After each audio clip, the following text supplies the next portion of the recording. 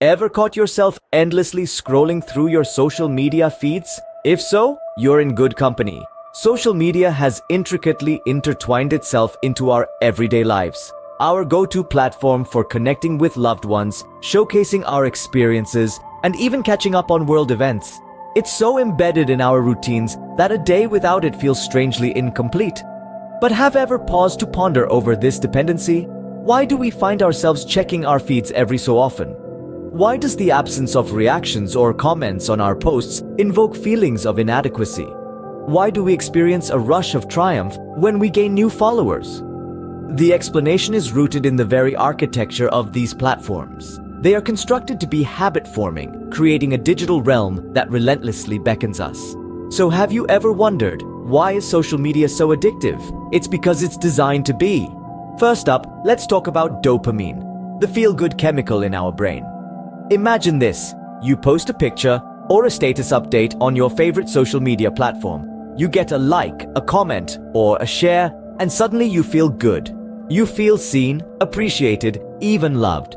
Can you guess what's causing this warm, fuzzy feeling? That's right, it's dopamine. Dopamine is a neurotransmitter, which is a fancy way of saying it's a messenger in our brain. It's often associated with pleasure, but it's more about anticipation and motivation. It's the driving force behind our pleasure-seeking behaviors, and guess what? It plays a significant role in our relationship with social media. Every time we receive a notification, our brain gets a little shot of dopamine.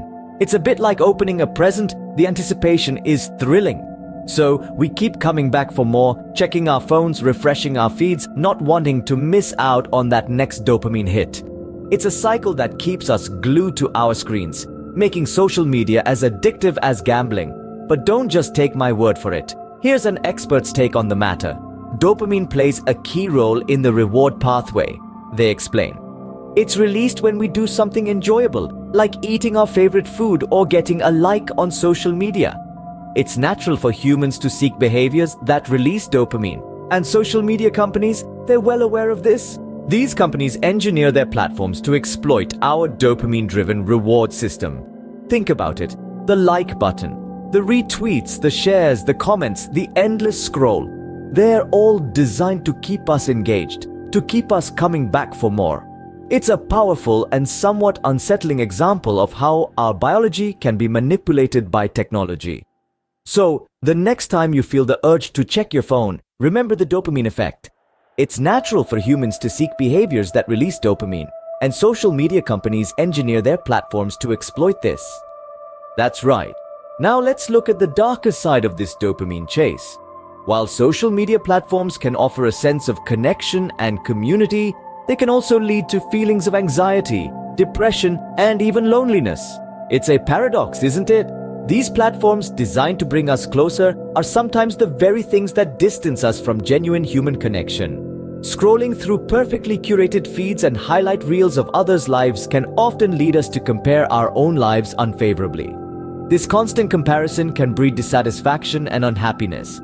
It's like being stuck in a hamster wheel, constantly chasing an elusive sense of fulfillment and validation. And it's not just anecdotal evidence we're talking about here. Numerous studies have explored the link between social media use and mental health. One particular study found that individuals who spent more than 2 hours a day on social media had twice the odds of experiencing social anxiety. Another research pointed out that excessive use of social media was linked to increased feelings of loneliness and depression. Moreover, the impact extends beyond our emotional well-being. It can also affect our physical health. The blue light emitted by our screens can disrupt our sleep patterns, leading to sleep deprivation. Poor sleep in turn can contribute to a host of health problems, from obesity to heart disease. So we've painted quite a grim picture, haven't we? But it's not all doom and gloom. Awareness is the first step towards change. Understanding the potential pitfalls of excessive social media use can help us make more mindful choices about our digital habits. Studies show that heavy users of social media have a higher rate of reported unhappiness and dissatisfaction with their lives. So what's the solution? Well, don't go anywhere, because in our next scene, we'll be exploring some effective strategies to break free from the social media trap. Stay tuned! Here are some inspiring stories from individuals who decided to take control of their social media use.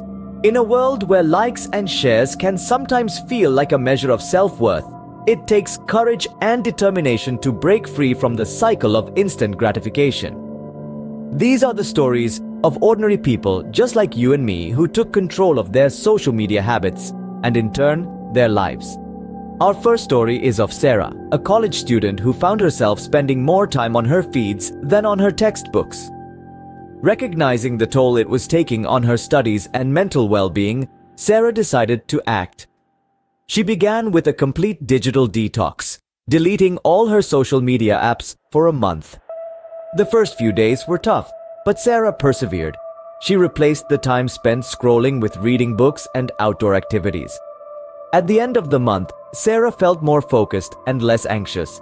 She reinstalled her apps but now uses them mindfully, setting strict time limits. Next, we have Raj, a graphic designer who was constantly comparing his life to the seemingly perfect ones portrayed on social media. This comparison was stealing his joy and affecting his creativity. Raj decided to unfollow accounts that made him feel inadequate and started following ones that inspired him and made him feel good about himself. This simple act transformed his social media experience from a source of stress to a source of inspiration. Taking control of our social media usage is about setting boundaries. A psychologist we spoke to suggested designated no-phone times, particularly during meals and before bedtime. This helps us disconnect from the digital world and engage more with the real world. It's also crucial to remember that what we see on social media is often a curated highlight reel and not an accurate representation of someone's life. Implementing these tips can help us form healthier digital habits. But let's hear from you. How does social media impact your daily life? And now a quick quiz. Which app do you spend the most time on? Is it Instagram with its endless scroll of photos? Or perhaps Twitter, where the tweets just keep coming? Maybe it's Facebook, where you can catch up with friends and family from all over the world. Or is it something else entirely? We're curious to know. Share your answer in the comments below. Let's see which app is the reigning champion of our time. Answer in the comments and see how you compare with other viewers. If you found today's video helpful, please give us a thumbs up and remember to subscribe to Brain Body Facts for more content that makes you think. Your support helps us continue to unravel the mysteries of the mind and body. We've got more fascinating topics lined up for you. In our next video, we'll be diving deeper into the wonders of the human brain, so stay tuned for that. Thanks for watching, and until next time, stay curious and informed.